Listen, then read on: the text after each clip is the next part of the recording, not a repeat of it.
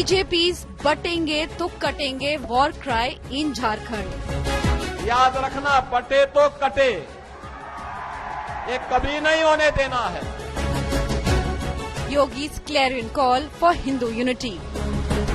ताकत का एहसास कराइए, बंटिए मत जातियों में. Kharge hits back at Yogi's Katenge Jai. बांटने वाले ही तुम हो और काटने वाले भी तुम हो और दूसरों को बोल रहे बटेंगे तो कटेंगे. Batenge to Katenge slogan war. That is our top focus on 6 p.m. Prime. Hello and welcome. Good evening. You're watching 6 p.m. Prime here on India Today. I'm Akshita Nandagopal, and this evening we're getting you details of the BJP slogan in these elections in Jharkhand, Maharashtra and the UP by-polls. The focus is on the term you see on your screens, Batenge to Katenge, meaning essentially that you will get butchered if you're divided. It's a message that Yogi Adityanath coined for Hindus to stay united. And it's triggered a whole lot of reactions coming in from the opposition, which we'll get you details of while decoding for you why this slogan has created such a ripple for the BJP. Let's begin. For the last few weeks, we've been hearing the slogan of Batenge to Katenge, something that Chief Minister Yogi Adityanath has been referring to in Uttar Pradesh. As a star campaigner in Jharkhand and Maharashtra, now this slogan is being used there too, not just by Yogi Adityanath, but by several BJP leaders now, urging Hindus to stay united, saying that there's an attempt to create divisions on caste lines. So effectively, they're saying that this is their counter to caste politics by the opposition. How's the Congress reacted? Mallikarjun Kharge, the Congress president, today responded while in a rally in Jharkhand, saying it is the BJP that butchers and divides. जब भी जाति के नाम पर, क्षेत्र के नाम पर, भाषा के नाम पर बंटे हैं, तो निर्ममता से कटे भी हैं. The Batenge Katenge slogan war has reached battleground Jharkhand. Yogi Adityanath's clarion call, which translates to get butchered if you get divided, has now led to an all-out political showdown. All triggered by the Uttar Pradesh Chief Minister once again urging Hindus to stay united. इस देश का इतिहास गवाह है, जब भी जाति के नाम पर, क्षेत्र के नाम पर, भाषा के नाम पर बंटे हैं, तो निर्ममता से कटे भी हैं. The comment has led a political storm, and Congress chief Mallikarjun Kharge has now responded with a taunt at the BJP. बटेंगे तो कटेंगे, किसको बोला? बांटने वाले ही तुम हो और काटने वाले भी तुम हो और दूसरों को बोल रहे बटेंगे तो कटेंगे. The Batenge Katenge fight has now transcended into a showdown over intruders in Jharkhand as Prime Minister Modi, in a spoiled rally, lashed out at the Soren government, prompting a response from the Jharkhand Chief Minister. जब घुसपैठ का मामला court में जाए और प्रशासन इससे इनकार करे, तो पता चलता है कि सरकारी तंत्र में ही घुसपैठ हो चुकी है. मैं ये जानना चाहता हूं कि बांग्लादेश के साथ अंदर कोई आप लोग का कोई समझौता है क्या? और आज बांग्लादेश के पूर्व प्रधानमंत्री को आपने यहाँ हेलीकॉप्टर उतारने कैसे दिया और किस आधार पर यहाँ पर आपने उसको शरण दे रखा है, हमको ये बता दीजिए. From Maharashtra to Jharkhand to Uttar Pradesh, the Batenge Katenge slogan has become the BJP's go-to war cry now. Bureau Report, India Today. So like we've said, for Yogi Adityanath, this has been a slogan that he's been using repeatedly, particularly in the state of Uttar Pradesh. With the by-polls also slated to happen in UP, it'll be interesting to see if this war cry actually plays out the way BJP intends, to get Hindus to stay united, trying to essentially counter caste politics, which has dented the BJP in the general elections. Take a look at how the Uttar Pradesh Chief Minister has used this war cry several times recently. ताकत का एहसास कराइए, बंटिए मत जातियों में। और जिस प्रकार की घुसपैठ ये लोग करवा रहे हैं बांग्लादेशी घुसपैठियों का, जिस प्रकार की घुसपैठ इन लोगों ने रोहिंग्या का झारखंड के अंदर कराना प्रारंभ किया है, अगर डेमोग्राफी चेंज इसी प्रकार की होगी, आज ये लोग यात्रा रोक रहे हैं। बहनों और भाइयों, आने वाले समय में घरों के अंदर घंटी और शंख भी नहीं बजाने देंगे। इस देश का इतिहास गवाह है, जब भी जाति के नाम पर, क्षेत्र के नाम पर, भाषा के नाम पर बंटे हैं तो निर्ममता से कटे भी हैं। बहनों और भाइयों, कोई ऐसी गलती मत कर देना कि जो आपस में बंटे। याद रखना, बंटे तो कटे, ये कभी नहीं होने देना है। क्यों प्रभु राम लला के भव्य मंदिर को तोड़ करके आक्रांताओं ने एक गुलामी का ढांचा खड़ा कर दिया था? कारण एक ही है और निवारण भी एक ही है। बंटे थे इसलिए कटे थे। और मैं फिर आपसे कहूंगा, बंटिए मत, एकजुट होकर के विकास और सुरक्षा के इस माहौल में आगे बढ़िए। बहनों और भाइयों, राष्ट्र से बढ़कर के कुछ नहीं हो सकता, कुछ नहीं हो सकता। और राष्ट्र तब सशक्त होगा जब हम एक रहेंगे, नेक रहेंगे, तभी नेक रहेंगे।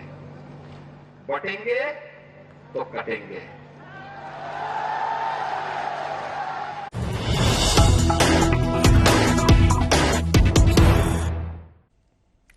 Now in Jharkhand, you're seeing ripple effects of the opposition lashing out at the BJP over the slogan. In Uttar Pradesh too, SP chief Akhilesh Yadav has responded to Yogi Adityanath, saying divide and rule was a slogan during colonial era and that Uttar Pradesh will reject BJP's ideology. So Akhilesh dismissing the whole Batenge to Katenge war cry that the BJP is now put forth in the state of Uttar Pradesh as well as in other states as well. Let's play out for you what Akhilesh Yadav said. देखिए, divide and rule, एक रहेंगे और सपा और कांग्रेस लोगों को जाति के नाम पर बांटने का काम कर रही है सर। ये सुधार हमारे पत्रकार साथियों कहीं सुधार सुनने को मिल गया। ये सुधार नहीं है। डिवाइड का हिंदी क्या है? बांटो। डिवाइड एंड रूल नारा दिया था अंग्रेजों ने, और अंग्रेज तो चले गए लेकिन अपने वचन छोड़ गए। ये वचनवंशी लोग हैं अंग्रेजों के, इसीलिए इन्होंने इस तरह के नारा दिया था। ये भारत और खासकर उत्तर प्रदेश का समाज ऐसे नारों को कभी स्वीकार नहीं कर सकता है। Okay, so you've got, in fact, the opposition saying very clearly that these kind of slogans will simply not work for the BJP. And Akhilesh Yadav responding to Yogi Adityanath after Mallikarjun Kharge, the Congress chief, Hemant Soren, they've all hit back over this Batenge to Katenge slogan. Remember that the BJP has now made this a larger issue. For example, in the state of Jharkhand, it's not just this slogan that they're using, but they're also referring to the JMM and Congress, accusing them of allowing intruders, Rohingyas, to settle in Jharkhand. So we will, of course, continue tracking all the reactions that come in on the story. All right, we're counting down to the Maharashtra election, slated to happen on November 20th, and the poll battle is heating up, not in the way that you'd imagine. It's resorted to ugly slurs, ugly abuses, and sexist comments being made. The latest in that list is Uddhav Sena MLA Sunil Raut, who's the brother of Sanjay Raut, who's made offensive remarks allegedly against his rival in the same seat, Shiv Sena leader Suvarna Karanje. Now, Sunil Raut has been booked for going ahead and referring to his rival in Vikhroli constituency as a bakri, as a goat, and said that the goat will be slaughtered on November 20th. You're seeing this kind of politics every single time in the run-up to elections. Unfortunately, Maharashtra, no different. तो अभी किसी को बकरा बना नहीं था, तो उस बकरी को मेरे गले में डाल दिया। अभी 20 को काटेंगे बकरी को। Agadi netas on a sexist and vile rant. उनकी हालत देखो ना भैया, जिंदगी भर वो भाजपा में रही, अब कहीं नहीं तो इनके दूसरे पार्टी में गई, और ये इम्पोर्टेड नहीं चलता यहाँ, इम्पोर्टेड माल नहीं चलता हमारे यहाँ ओरिजिनल माल चलता है, ओरिजिनल माल है हमारा। after Sena UBT MP Arvind Sawant's imported mal jibe at BJP Shaina NC, Sena UBT MLA and Sanjay Raut's brothers Bakri jibe at rival and Shiv Sena candidate Suvarna Karanje. Sunil Raut called his opponent goat, adding that the goat will be slaughtered on November 20th. Sunil Raut है, मैं संजय राउत मेरा बड़ा भाई है, जिन्होंने मोदी और शाह को हिलाया, तो टक्कर भी ऐसी होनी चाहिए अपनी लेवल की, लेकिन कोई टीका ही नहीं मेरे साथ में, आने की हिम्मत ही नहीं, सब पीछे, तो अभी किसी को बकरा बनाना ही था, तो उस बकरी को मेरे गले में डाल दिया, अभी 20 साल में काटेंगे बकरी को। The comment drew sharp reaction from Suvarna Karanje, who slammed Raut for referring her as a goat. ऐसे महिला से बातचीत करने का उनका तरीका ही है, किसको मान सम्मान से देखते नहीं है, और जो भी उनको ऐसा लगता है मैं डॉन हूँ यहाँ का, तो डॉन को चुन के देना हमारी गलती हो गई, लेकिन ये डॉन कुछ काम का नहीं है, खाली दादागिरी करने के काम का है, और महिला के ऊपर ऐसा अत्याचार करने वाला ये डॉन है। While a case has been registered against Shiv Sena UBT candidate Sunil Raut, his brother defended the statement made by him. मामला ही दर्ज हुआ है ना, झूठे मुकदमे इस चुनाव में हमारे ऊपर हो गए, हमको जेल में डाला जाएगा फिर एक बार। हम डरते नहीं है, हम 23 तारीख के बाद हिसाब कर देंगे उनका सबका पूरा। Raut even defended mal statement made by his colleague Arvind Sawant. राजनीतिक इवेंट्स करते हैं लोग, बाहर का माल है तो बाहर का माल है ना, इंपोर्टेड है। बाहर से अगर कोई व्यक्ति चुनाव लड़ती है तो उसको लोग कहते हैं बाहर से आई व्यक्ति है, यहाँ की नहीं है, स्थानिक नहीं है, भूमिपुत्र नहीं है, ये भूमि कन्या नहीं है, इतना ही तो कहा है, तो उसका इतना इशू करने की जरूरत नहीं है भाई।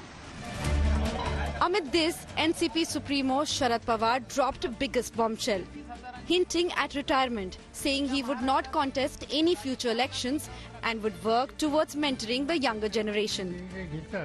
With just days to go for Maharashtra polls, it is to see how the sexist remarks hurled by netas are going to cost the parties in coming elections. Bureau Report, India Today. So that is, in fact, the big controversy that's playing out in Maharashtra. But the challenge for both sides right now, both the Mahayuti and the Mahavikas Aghadi, is rebellions. On the Mahayuti side, there are about 27 rebels who they're trying to kind of reach out to. For the Mahavikas Aghadi, that problem is much smaller. It's at 9 rebels. And Ritvik Balekar is joining us live from Mumbai with more details on this. Ritvik, just take us through really the latest on the rebel crisis. Are those numbers correct, or have the alliances been able to reach out to some of these rebels?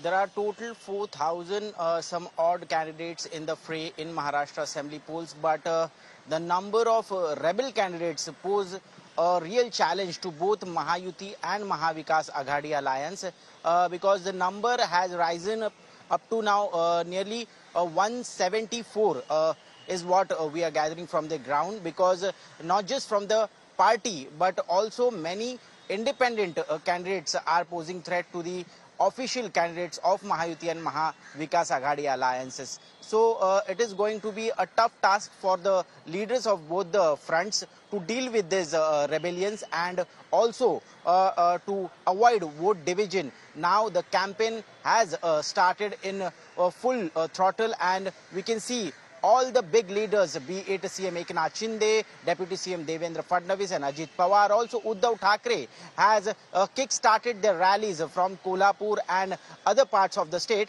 But how will they deal with these rebellions is something is of very much concern to them. The other big talking point is on guarantees and what happens on that front. Let's just put out those graphics, and Ritvik, you can take us through really what the Mahavikas Aghadi's plan is here. The Congress, of course, has repeatedly spoken of guarantees, but we understand that this time it's going to be an alliance coming together and putting forth these guarantees. Yes, absolutely. Many guarantees are being announced by the ruling front of Mahayuti alliance, but at the same time, even Mahavikas Aghadi is has almost finalized their manifesto, which will be revealed tomorrow when opposition leader of parliament Rahul Gandhi is going to address a rally, the first rally in Mumbai ahead of the assembly polls in the state. So all the big leaders from Mahavikas Aghadi will share their dais, and guarantee of Congress and of course of Mahavikas Aghadi will be declared tomorrow evening in BKC, Mumbai. Amid that will also be a counter to the Ladki Behna scheme, which we will track very closely. Thanks, Ritvik, for joining us with all of those details. Mr. Siddaramaiah is all set to appear before the Lokayukta over the alleged Muda scam. And amid this, there's another scam taint on the Siddaramaiah government.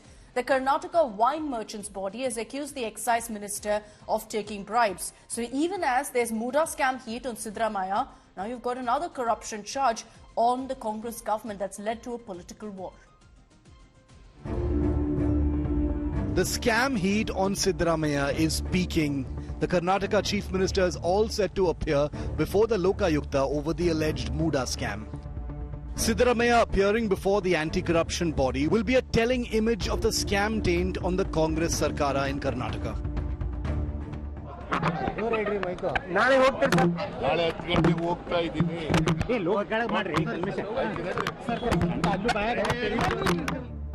Even before Siddaramaiah appears before the Lokayukta, the BJP fired corruption salvos at the Congress government. Karnataka प्रदेश को एक मर्यादा है. Chief minister पद में रह करके वहाँ inquiry face करना अच्छा नहीं होता है. उसके लिए हमें पहले से कह रहा है आप इस्तीफा दे दो. इस्तीफा दे करके इंक्वायरी फेस करो. Inquiry will go on very soon. ED also, I'm very sure ED also will summon CM's wife, Srimati Parvati Siddaramaiah, and eventually Mr. Siddaramaiah will have to resign because he'll be arrested very soon. Karnataka Chief Minister Siddaramaiah appearing before Lokayukta for questioning at Mysuru will be fodder for BJP, while the Congress believe that this will have no impact either on the government or impending by-elections in the state. The timing couldn't be worse for Siddaramaiah. The summons comes even as allegations of a new wine scam have come to the fore. The Karnataka wine merchants body has accused the state excise minister of taking bribes for liquor licenses. ಈ ಕ್ಷಣದಲ್ಲಿ ನೀವು blame ಮಾಡಿದ್ದಾರೆ ಅಬಕಾರಿ ಸಚಿವರು direct ಆಗಿ involve ಆಗಿದ್ದಾರೆ ಅಂತೀರಾ? ಮುಲಾಜೆ ಇದೆ ಸರ್, ಮುಲಾಜೆ ಇದೆ. ಓಕೆ. ಬಾಯ್ಬಿಟ್ಟು ಡಿಸಿಗಳು ಬಾಯ್ಬಿಟ್ಟು ಹೇಳ್ತಾರೆ ಸರ್, ಸರ್ ಕೊಟ್ಟು ಬಂದಿದೀವಿ ಸರ್, ದಯವಿಟ್ಟು ನಮಗ್ ಕೊಡಿ ಸರ್ ಅಂತ ಕೇಳ್ತಾರೆ ಬಾಯ್ಬಿಟ್ಟು. ಓಕೆ. ನೀವು ಅದಕ್ಕೆ ಅಬಕಾರಿ ಸಚಿವರು ಗಮನಕ್ಕೆ ತಂದಿದ್ದೀರಾ ಈ ತರ ಆಗ್ತಿದೆ ಅಂತ ಸರ್? ಎಲ್ಲ ಗೊತ್ತಿದೆ ಸರ್, ಎಲ್ಲ ಗೊತ್ತಿದೆ. ನಾವು ಒಂದು ಬಾರಿ ಅಲ್ಲ 2 ಬಾರಿ ಸಭೆಗೆ ಬಂದು ಮೆಮೊರಂಡಮ್ ತಗೊಂಡ್ಬಂದು ಸ್ಟ್ರೈಕ್ ಮಾಡಬೇಡಿ, ನಿಮ್ಮ ಬೇಡಿಕೆಗಳನ್ನ ಈಡೇರಿಸ್ಕೊಡ್ತೀವಿ ನಾವು ಅಂತ ಹೇಳಿ ಹೋದವರು ಒಂದು ದಿನಾನೂ ಕೂಡ ಈ ಕಡೆ ನಮ್ಮ ಕಡೆ ತಲೆ ಹಾಕ್ತಿರಿ ಮಲಗಿಲ್ಲ sir. The Congress has, as expected, dismissed the allegations outright. Our Chief Minister is very, very clear. If he had to do any misappropriation, it would have happened between 2013 to 2018 when he was the Chief Minister, which did not happen. When did it happen? It happened in 2020, 2021 when Yediyurappa was the Chief Minister. They should have done it right then.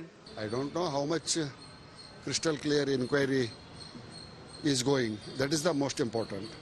But one thing is happy that Honorable Chief Minister has agreed to go to investigation at Muda office or at Mysore. With corruption charges piling up against the Siddaramaiah government, the Congress is in firefighting mode in the state. With Nagarjun Dwarkanath and Sagai Raj in Bengaluru, Bureau Report, India Today. And let me bring in Sagai Raj, who's joining us live from Bengaluru with more details. Sagai, tomorrow Karnataka Chief Minister Siddaramaiah will be appearing before the Lokayukta, and that particular photo op is going to trigger, no doubt, a political showdown. Optics not great for the Karnataka Chief Minister. Absolutely, it is fodder for the BJP. BJP already targeting Karnataka Chief Minister Siddaramaiah in connection with Muda scam. And if you notice, C.T. Ravi have categorically mentioned that it doesn't bring any kind of flavor to the Chief Minister's post. It is not going to do any kind of good for the Chief Minister's post if Chief Minister is attending an interrogation when he is in power. Rather, he tender his resignation and attend the investigation. This will definitely give some kind of respect for the post. So these are the demands from the BJP, stating that if you are facing any kind of investigation, you should tender the resignation and go. Whereas the Congress says that BJP is trying to make mountain out of a mole because there are no allegations against him, and whatever the accusation which has been made by the BJP, it has been done during the BJP term when B.S. Yediyurappa and Basavaraj Bommai were in the power, and there is no role of Chief Minister Siddaramaiah. So still they maintain that this will not have any kind of impact on the government as well as the by-election in the state. Right, we'll track the latest. Tomorrow 10 a.m. is when Chief Minister Siddaramaiah will be appearing before the Lokayukta. Sagai, thanks for the moment for joining us. Race for White House reaches climax.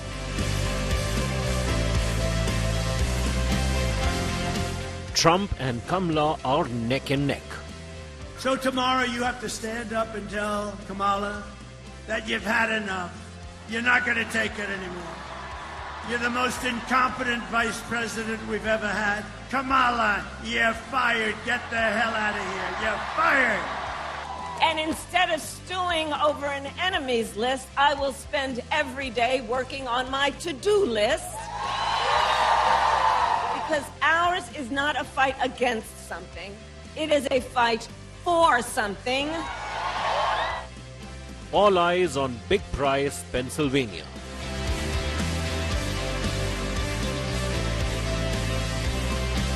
Will Trump return to White House? With your vote tomorrow, we can fix every single problem our country faces and lead America, indeed the world, to new heights of glory. Or will VP Kamala Harris be the president? And when Congress passes a bill to restore reproductive freedom nationwide, as President of the United States, I will proudly sign it into law. Who will be America's future?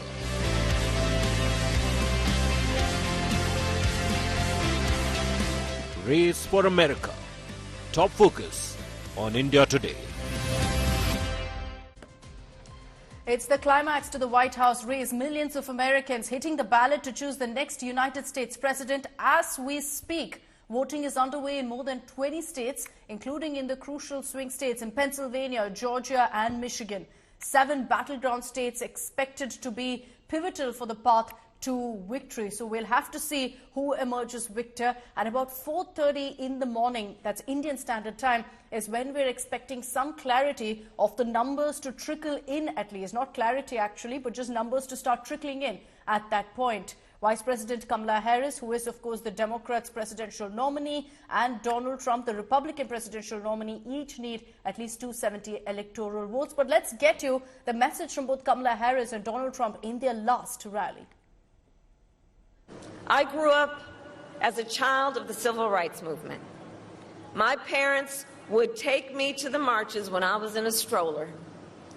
And we all know, and we've read about it, at those marches, there were people from every walk of life who came together to fight for freedom and for opportunity. You know, growing up, I saw how hard my mother worked to give her daughters the same chances our country gave her. And I was blessed growing up to have family by blood and to have family by love, who instilled in me the values of community, of compassion, and faith. I've spent my life fighting for people who have been hurt and counted out, but who never stop believing that in our country, anything is possible. The day I take the oath of office, the migrant invasion ends and the restoration of our country begins. The United States is now an occupied country, but it will soon be an occupied country no longer. It's not going to be occupied long. November 5th, 2024 will be Liberation Day in America. And on day one, I will launch the largest deportation program of criminals in American history. We're going to get them out. We have to. This is what's going on this morning. You know, we had the election center. People are coming in, and people are going from one end, and they are voting and exiting from the other end. And over here, on this side, is where you will see an exit poll set up, and this is how America knows who they voted for. This is one of the exit poll sites that have been set up, and just wanted to show you again. You know, it talks about who you voted for in different languages, and this is the one that says who did you vote for, what was your age, how well do you speak English, and just try to capture that voter sentiment after they voted it. And people are volunteering to write this up, and that's how America will know, or usually the news networks know who people have voted for. This is Rohit Sharma for India Today. Hi, sir. Good morning. I see your Fairfax Republicans. How are you feeling this morning? Feeling pretty good. We're always going out here working hard, trying to make it happen. Handing out sample ballots, keeping our distance, but allowing trying to inform the voters as best we can. So still, there still seems to be, you know, a very, very important push to get some of these independent voters. And we'll talk to this gentleman over here. It says Freedom USA. Sir, how are you? I'm good. Nice to meet you again. Just out of curiosity, how are you feeling this morning? Energetic. You think Trump's going to win? I do think so. I see the responsive. People are very responsive, and I see the red tide. Red tide is coming. Okay, all right. Yeah, thank you so much. Yes. So this is you know, very, very early here in the morning, and we'll try to also talk to the Democratic volunteers here. Good morning, sir. How are you? How are you? How are you feeling this morning? A very important election. Say that again? Very important election. Oh yes, very important. This seems to be a blue county as far as, you know, last election goes. What are you picking up on, like, about some of those independent voters? Do you think they'll vote for Kamala Harris? I certainly hope so. I mean, are you making any last pitches? I mean, I see you have a ballot. Can I see the ballot? So that's the Democratic ballot, which gets handed out to people who come in, and it clearly says Kamala Harris and Tim Walz, Tim Kaine, who's running for senator, Jerry Connolly, who's the local congressman from here, and then there are two other issues that Virginia. A huge problem in the U.S. election this time around is the issue of illegal immigrants, and Democrats certainly are on the back foot given what they have been doing and how they've been handling the immigrant crisis. There are asylum seekers who are here, and if you see this entire stretch of road, you see a lot of them around here in the street and living in hotels such as the Roosevelt. We no longer can enter this hotel. It's completely blocked, and only people with certain security card and IDs can enter the hotel. So they are those who've been housed by the Democratic leadership over here, Mayor Eric Adams himself, and nobody else can enter this hotel. So yes, in this election, when we're talking about agenda, one of the issues that has made headlines is illegal immigration, and visuals such as this certainly does not bode well for the Democratic Party. In New York, Geeta Moon reporting for India Today. We'll be joined by reporters in just a bit, but voting are underway in several parts of the United States, largely along the East Coast. There are several swing states also where polling is happening. It is very different from an Indian election, which we'll talk about also with our correspondents on ground. But from about 4:30 in the morning, that's Indian Standard Time, you can expect that the counting will begin. So by early tomorrow morning, we should have clarity really on who's taking the lead. Remember, it's based on, of course, who bags which state. And for both Trump and Harris, it's the swing states, states like Pennsylvania and Michigan, that will essentially seal their fate. Remember, Kamala Harris and Donald Trump each need at least 270 electoral votes to win. Fittingly and rather tellingly, like I mentioned, Pennsylvania and Michigan are the two states that they're focusing on, which is why Kamala Harris ended her campaign in Pennsylvania, while Donald Trump chose to end his campaign in Michigan, much like he has the last two times also that he's contested in these elections. So he considers it a sort of good luck charm, perhaps, to end his campaign in Michigan.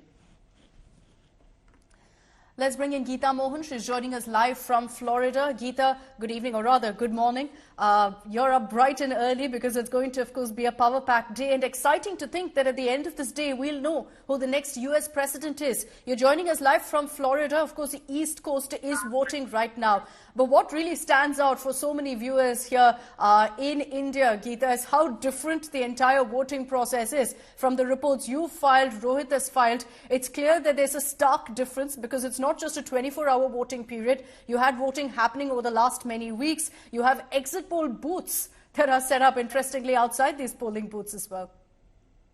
Well, that's right, Akshita. Where I am at is a very important polling booth. This is the Morton and Barbara Recreational Center, and this is where Donald Trump will be coming to cast his ballot. You have MAGA vans over here, massive Trump and Harris, Trump and Vance supporters who are here. A lot of them have started coming in, trickling in when it comes to voting. And I'll just show you. See, you will not find that these many journalists reporting outside of a polling booth like over here. Those are all the media from the U.S. that have gathered down here at the Morton and Barbara Recreational Center, and that's the center where you can see from afar maybe how the Secret Service and police services are here to ensure that the area is sanitized. Remember, there are threats against Trump, and the fact that he's former president of the United States of America is the reason why you have a lot of security presence out here at the Morton and Barbara Recreational Center. And when I was coming to the polling booth itself, I was talking to the taxi driver, and he called this the Trump City. That this is Trump's area. It is the Trump City, and look at all this. Clearly, Akshita, everywhere we've been traveling and going, these little banners, boards have been put up, Trump banners, and there would be a chance board that you'd see of Harris and Walz as well, but not that many. Although yes, there are people who have come out here to support Harris as well, but this is an area, Florida, of course, is Republican, is an area dominated by. If I could speak to you women over here, what are you doing? What is it that you're here for today, apart from the fact that you're also voting? Well, we've already voted, but we're here to encourage people to vote the Democratic ticket, to protect women's freedoms, to protect children's safety in schools, and to protect our democracy. You think Florida really can vote Democrats this time? Is that even a possibility? Well, I'm certain that Palm Beach County will go for Harris. The state of Florida, today there are 1 million more registered Republicans than there are Democrats in Florida. So they have basically a 20% advantage in registered voters. I think Harris is going to do very well in Florida, and I think she's going to far exceed the proportion of Democrats to Republicans. So let's say Republicans outnumber her by 20%. I think she'll come within a few points of Trump. Okay, what's your name? Christine Watson. Christine, what do you intend to do when Trump comes right here to vote? Is there anything that you... We would greet him and say there's no anger. I feel like we're all out here to do the right thing.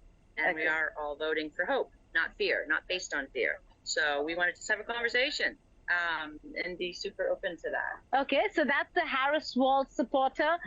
They're here, they're out here, quite positive about how West Palm Beach is going to vote. They come with a very strong message. Again, reproductive rights has been, apart from immigration, economy, reproductive rights, abortion has been a massive and a major issue and agenda topic during this election. And there are women who've come out with banners, posters, urging people to vote Harris, urging people to vote Harris-Walz rather than Trump Vance. Okay. We'll have to wait and see. But yeah, there are tables that have been set up, if you can see. And and yes, all this is happening amidst massive security presence right there. We know that there has been sanitization of the entire area only because this is where Donald Trump will be coming to vote. So we will come across to you, Geeta, when Donald Trump is there to cast his vote. But Geeta, getting us some great voices on ground there, the beauty of democracy on display in America. I want to bring in Rohit Sharma, who's joining us live from Washington, D.C. Rohit, while voting is on, I think everyone's eyes are fixated on one thing. When will we know who is the next U.S. president, who sits on the throne in Washington, D.C., Rohit? Well, look, people have started coming in early. They were as early as 6 a.m. People were lined up. They're voting. If you can probably see behind me, there are. I'll probably try to take my camera over there as a speaker. People are still coming in. I mean, pretty similar scenes. We've got volunteers from both the parties here. People are trying to come in. They are handing them ballots. We've seen everybody come in. We're seeing, as you can probably see, we have some more people coming in and trying to vote. And I saw a very interesting sign. And if I could take you there. And something that Trump has talked about and Republicans have talked about. And I'm trying to see if I could actually, and it says only citizens vote. Now, this is very, very important. A lot of people have said, especially on the Republican side of things, that there are people who are voting who are not registered to vote and they shouldn't be voting and only citizens can vote in this election. A Trump talking point, essentially. It's rare to see such sign in the state of Virginia, rare to see such signs in blue states. So a lot of people that I've talked to, and I spoke to some people off the record who did not want to talk to me on the camera, have said that in states like DC and Virginia and Maryland, which are primarily blue states, they are voting for Trump. And this is something that, we've been talking about, the silent majority of Americans who are not getting registered in polls. That might be true because when people come out to vote, they are saying that they are voting for Donald Trump. You would not expect this in blue states as I said, Virginia, Maryland, and D.C. So very interesting build-up. We would not know, as you said, Akshita, we probably would not know until later tonight or, tomorrow morning who's going to be leading. But looks like it's going to be a neck-and-neck competition initially. The polls will close at different times in different time zones. America, starts voting 6:30 a.m. here on Eastern time, goes up until almost midnight when it's in California. We'll have some projections come in, but it is exciting. People are out here to vote. And one theme, that people are sticking to is they want the nation to reconcile after such a big polarizing election. And they want to be able to come together and bring this, and they want a leader who can bring this country together. And that's the theme I have captured on the ground, Akshita. It's been such an interesting election campaign that I think most Indians will be having a sleepless night tonight, tracking all the updates that come in from you, Rohit, and from you, Geeta. Thank you very much. Have a great day ahead. Later tonight, for us, of course, tomorrow morning, Geeta and Rohit will be getting us all those updates. And they will be telling us who's ahead, who's winning this close election battle. But let's get you some of the highlights of the last campaign of Kamala Harris and Donald Trump. In the run-up to now the final leg of voting, here was their message to the voters and, of course, the barbs they fired at each other. Now this, even as there are reports that suggest, and multiple polls that suggest that this is a neck-and-neck fight, that this is going to go down to the wire, which is why, as I mentioned earlier, both Trump and Kamala Harris chose to sign off from key battleground states, from key swing states. Kamala Harris in Pennsylvania, Donald Trump was in Pennsylvania, and then in Michigan as well. And these two states, along with a handful of others, many believe, will decide this election. Let's get you some of those highlights. With your vote, we're going to win Pennsylvania, and we're going to defeat Kamala and those radical left, what they're doing to our country. The momentum is on our side. Our campaign has tapped into the ambitions, the aspirations, and the dreams of the American people. And we know it is time for a new generation of leadership in America.